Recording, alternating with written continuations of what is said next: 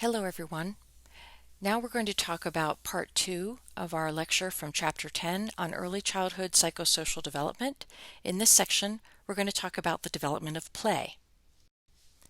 There's a bit of a debate in child development and education, and that is just how important is play for child development. Some developmentalists feel very strongly and will cite research that suggests that play should be looked at as the work of childhood, that a child needs to explore his or her world and follow his or her interests in order to learn all about how the world works, from everything from literacy skills to mathematics to social interaction. Therefore, while some educators may be advocating on reducing recess time and in order to increase instructional time, developmentalists who see play as critical would suggest that giving children play breaks where they can follow their own interests or interact physically with their peers and just have fun actually improves their readiness for learning and can reduce teacher time spent trying to help everybody attend to the same stimuli. So there is a bit of a debate with developmentalists suggesting that play is critical for learning in other skills, and as we discussed before, some educators prefer a more adult-directed approach and see play as providing some developmental benefit, but certainly don't want to see it intrude on the amount of time the adult has to deliver formal instruction. So it's a philosophical debate that will continue probably for as long as there are children and adults. So play is defined as a productive or enjoyable activity that children undertake. It's universal. Regardless of the culture that you come from or where you grew up, you will see young children finding ways to entertain themselves. Now, in general, psychologists talk about two kinds of play. There's pretend play, which is where they are developing their imaginary ideas about things. And then there's social play, where they are interacting with other people and building on a scheme in collaboration. As the brain matures, you get more and more social play, and you get more complex and interactive and verbal social play. The form of play is likely to change over time based on the child's maturation and based on what's valued in the culture. Children learn a lot about play from the people they play with. Oftentimes this begins with parents, caregivers, and relatives, and then over time they're spending more and more time with similarly aged peers. So playmates are the people that are of about the same age and social status as another child, and a playmate is really the best way to learn emotional regulation, a sense of emotional connectedness with others, and understanding what the world is like from another person's perspective. During the early childhood years, while parents begin as the favorite playmate, pretty soon children will increasingly prefer playing with other children because of the novelty and because of the sense of fun and limitlessness that can come from peer play. Now, several different developmentalists have put forward varying models of play. One of the more famous is Parten's model, which was developed in the 1930s. She suggested that there are 5 different kinds of play, and each of these is a bit more complex than the previous one.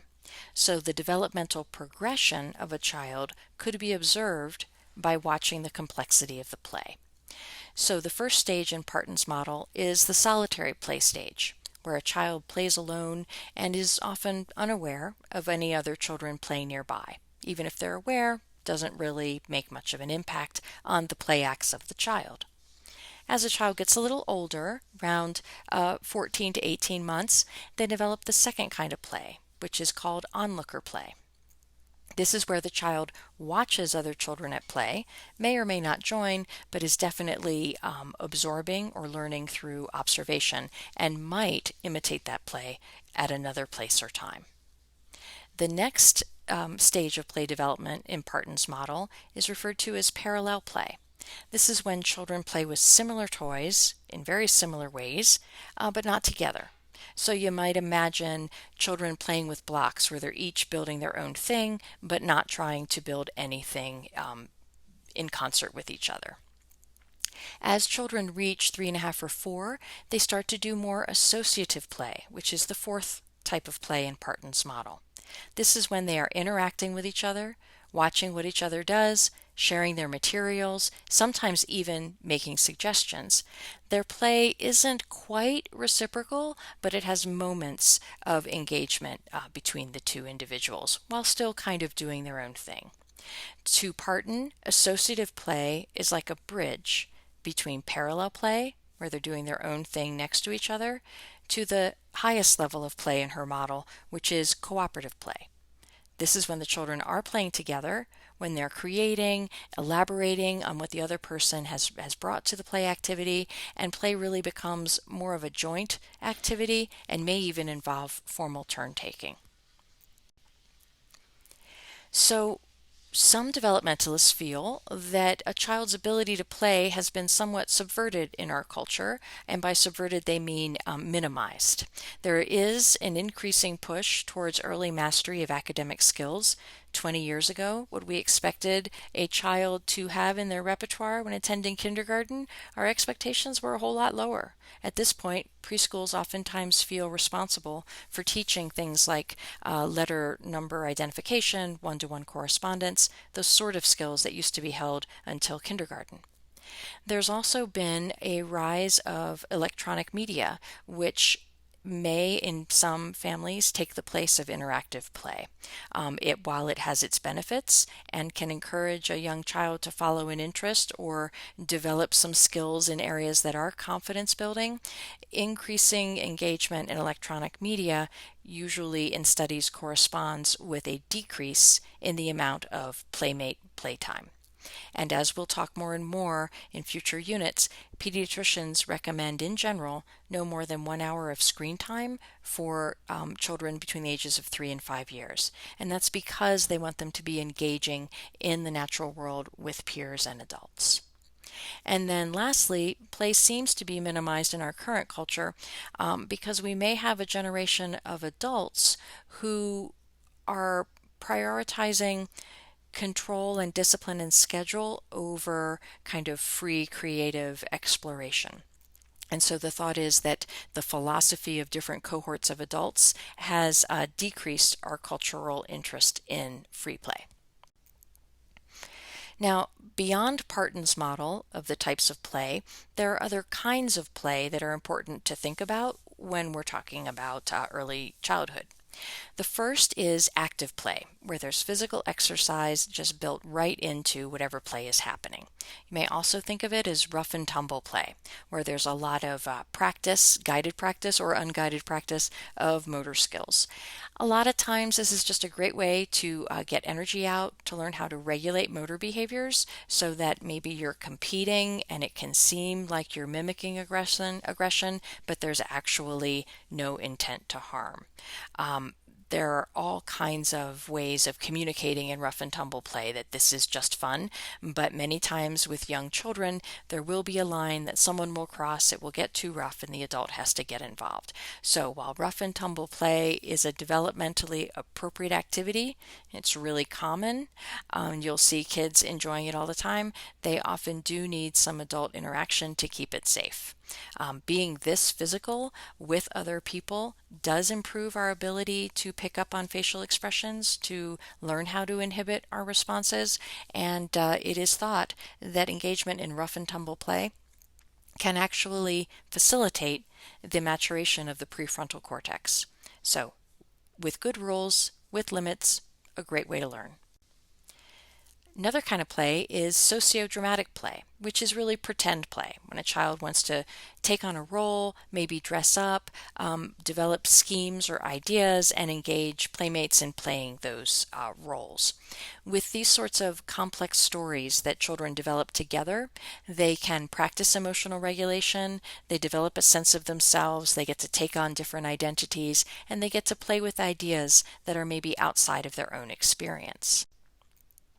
A lot of times, the sociodramatic play schemes of children will build on recent things they've seen, such as maybe Frozen 2 or the prequel to Star Wars. So oftentimes the play begins by building on themes that adults have started. Toddlers start to pretend, but the pretending gets a lot more complex as you go through the early childhood years. And there are some studies that suggest that pretend play can differ in Western culture between boys and girls in the ages of 2 to 6 years, with boys tending to have more themes of danger and conquering evil in their play, and girls tending to act out more relationship scenes or scenes of daily life. So even with advances in how we see men's roles and women's roles different as adults, we continue to see children acting out scenes that come from pretty specific gender roles.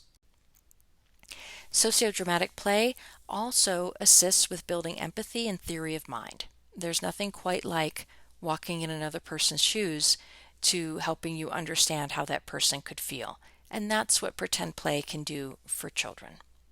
How much a culture values this kind of play is going to differ. Some value it a great deal, others discourage it. We also see that the more time a young child spends on a screen, the less time they likely spend in this kind of play. And therefore, it's another way to really improve verbal interaction and imagination.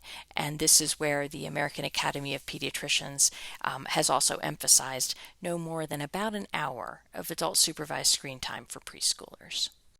So, in conclusion, there are many researchers working on studies of play, children of different ages. We know that it's a critically important way for us to develop our cognitive, motor, social, and emotional skills in early childhood. So please pay attention to Parten's model, 5 different types of play, and think through how, as the brain and nervous system improve and emotion regulation improves, play can become increasingly more complex and also really begin to help a child develop those social emotional skills that are necessary for the elementary years. And with that, we'll close part 2. Our next lecture will be on part 3, which is all about promoting emotion regulation and also touching on problem behaviors and parenting styles. Thank you.